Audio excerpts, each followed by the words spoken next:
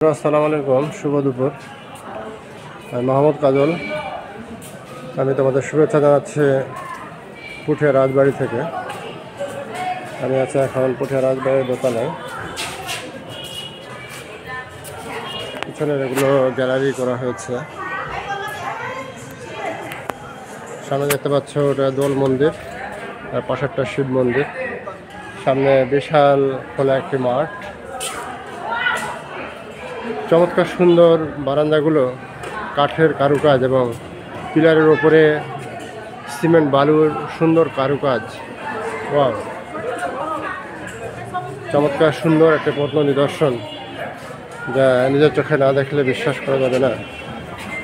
1895 সালে রানী হেমন্ত কুমারী তার শাশুড়ির স্মৃতিকে অম্লান করে রাখার জন্য এই রাজপ্রাসাদটি নির্মাণ করেছিলেন। এখানে আছে প্রত্নতত্ত্ব বিভাগের অনেক ছবি। গ্যালারিতে বিভিন্ন ছবি রাখা আছে।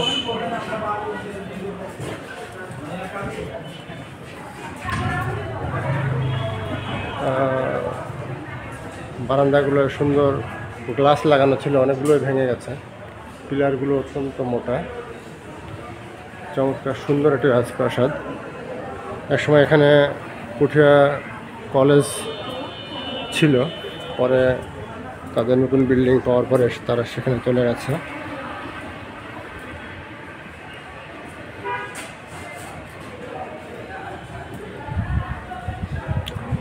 পাশে আছে শ্যামসুন্দর দিঘি।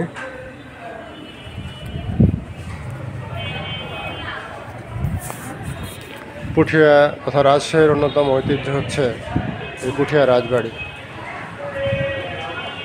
তোমরা যারা ঢাকা থেকে আসতে চাও তারা ঢাকা রাজশাহীগামী কোচগুলোতে এসে পুঠিয়ায় নেমে যাবে। সেখান থেকে 2 কিলোমিটার অটোযোগে 2 কিলোমিটার পাড়ি দিয়ে এখানে আসা যায়। রাজশাহী থেকে 32 কিলোমিটার এবং নাটোর থেকে 17 কিলোমিটার দূরে এটি অবস্থিত। অন্যতম প্রত্নতাত্ত্বিক একটি নিদর্শন। বন্ধুরা, তোমরা এসে এটা ঘুরে দেখা যেতে পারে।